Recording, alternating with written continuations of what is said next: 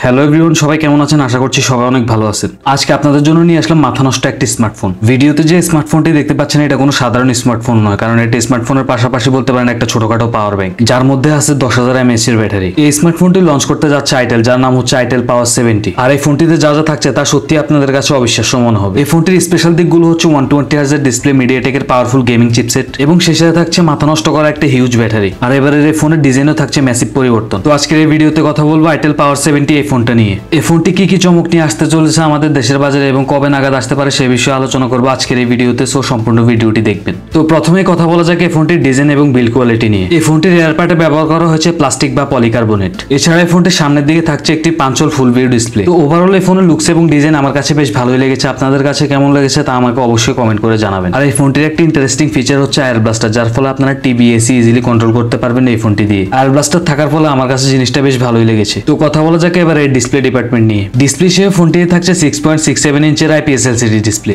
যাতে থাকছে HD+ resolution, অর্থাৎ এই প্যানেলটির রেজুলেশন হচ্ছে 720x1600 পিক্সেলসের। একই সাথে এই ডিসপ্লেটির PPI ডেনসিটি হলো 262। আর হ্যাঁ, ডিসপ্লেটিতে থাকছে 120 Hz সাপোর্ট, যার ফলে ডিসপ্লেটি থেকে আপনারা একটা স্মুথ এক্সপিরিয়েন্স পাবেন। তবে আমার পার্সোনাল অপিনিয়ন বলতে গেলে ডিসপ্লেটিতে যদি একটা FHD+ প্যানেল ব্যবহার করা হতো তাহলে ব্যাপারটা বেশ জমতো। তো এবারে কথা বলা যাক এই ফোনটির পারফরমেন্স সেকশন নিয়ে। আউট অফ দ্য বক্স ফোনটা রান করবে Android 14 এবং চিপসেট হিসেবে ফোনটিতে থাকছে MediaTek Helio G50, যেটি 12 ন্যানোমিটার আর্কিটেকচারের উপর বিল্ড করে একটি অক্টাকোর প্রসেসর। এই চিপসেটটির পাওয়ার আউটপুট নিয়ে বলতে গেলে আপনারা এই ফোনটি দিয়ে 2D টাইপের যে গেমগুলো রয়েছে ওগুলো একদম স্মুথলি খেলতে পারবেন, কিন্তু PUBG, ফ্রি ফায়ার, COD মোবাইলের মতো যে গেমগুলো রয়েছে ওগুলো খেলতে গেলে আপনারা ল্যাগ বা ফ্রেম ড্রপের দেখা পাবেন। এছাড়া ডেইলি ড্রাইভ ইউজে ফোনটা আপনারা টুকটাক কাজ বা সারিয়ে দিতে পারবেন খুব স্মুথলি। আর র্যাম রম ভেরিয়েন্ট নিয়ে বলতে গেলে দেশের বাজারে এই ফোনটি একটি র্যাম রম ভেরিয়েন্টে লঞ্চ হবে, আর সেটা হচ্ছে 8GB র্যাম 128GB রম। আর হ্যাঁ, এই ফোনটিতে আপনারা মাইক্রো SD কার্ড ব্যবহার করতে পারবেন। তো এবারে কথা বলা যাক এই ফোনটার ক্যামেরা সেটআপ নিয়ে। এই ফোনটিতে থাকছে ডুয়াল ক্যামেরা সেটআপ, যার প্রাইমারিতে থাকছে 50 মেগাপিক্সেলের একটি শুটার এবং সেকেন্ডে থাকছে একটা AI লেন্স। সেই সাথে এই ফোনটির ফ্রন্টে থাকছে 8 মেগাপিক্সেলের একটি সেলফি ক্যামেরা। এই ফোনের রিয়ার ক্যামেরা এবং ফ্রন্ট ক্যামেরা দিয়ে আপনার সর্বোচ্চ ভিডিও রেকর্ড করতে পারবেন 1080p 30 fps দিয়ে। এবারে কথা বলা যাক এই ফোনটির হাইলাইটেড ফিচার এর ব্যাটারি ডিপার্টমেন্ট নিয়ে। নরমালি ইনবিল্ড এই ফোনটাতে থাকছে 6000 mAh এর একটি বিগ ব্যাটারি, কিন্তু এই ফোনটার সাথে একটা চার্জিং কেস পাওয়া যায়, যেটা আপনার ফোনের সাথে অ্যাটাচ করলে এটা হয়ে যাবে 10,000 mAh এর ব্যাটারি, কারণ ওই চার্জিং কেসটার মধ্যে এক্সট্রা 4000 mAh এর ব্যাটারি অ্যাটাচ করা আছে। তো ওভারঅল ব্যাটারির যে ব্যাপারটা, আইটেলের এই কনসেপ্টটা এবার আমার কাছে বেশ ভালোই লেগেছে। আর সিকিউরিটি সিস্টেম হিসেবে ফোনটিতে থাকছে side mounted fingerprint sensor. So ভাই ব্রাদার্স, এর ছিল আইটেল পাওয়ার 70 এর ফুল ডিটেলস। এর লঞ্চিং ডেট এবং প্রাইস নিয়ে বলতে গেলে আমাদের দেশের বাজারে খুব শীঘ্রই এই ফোনটা পাওয়া যাবে এবং লঞ্চ হওয়ার পরে ফোনটার মূল্য হতে পারে 20,000 টাকার আশেপাশে। তো এই বাজার সেগমেন্টের মধ্যে এই স্মার্টফোনটা আপনাদের কাছে কেমন লেগেছে তা আমাকে অবশ্যই কমেন্ট করে জানাবেন। আমার পার্সোনাল অপিনিয়ন বলতে গেলে 20,000 টাকার আশেপাশে একটা স্মার্টফোনের মধ্যে যদি একটা ব্যাটারি চান যে তারা সারাদিন ফোনটা ইউজ করবেন, র্যান্ডমলি চালাবেন, তাদের জন্য এই ফোনটা একদম পারফেক্ট চয়েস হতে যাচ্ছে। আর হ্যাঁ, আপনারা আর কোন কোন ফোনের রিভিউ চান তা আমাকে অবশ্যই কমেন্ট করে জানাবেন। তো আজকের ভিডিওটা ছিল এই পর্যন্ত। এই ভিডিওটা যদি ভালো লেগে থাকে তাহলে অবশ্যই একটা লাইক করবেন আর সাবস্ক্রাইব করতে তো একদমই ভুলবেন না। দেখা হবে পরবর্তী ভিডিওতে। সে পর্যন্ত ভালো থাকুন, সুস্থ থাকুন। ধন্যবাদ টেকিনিলের সাথে থাকার জন্য।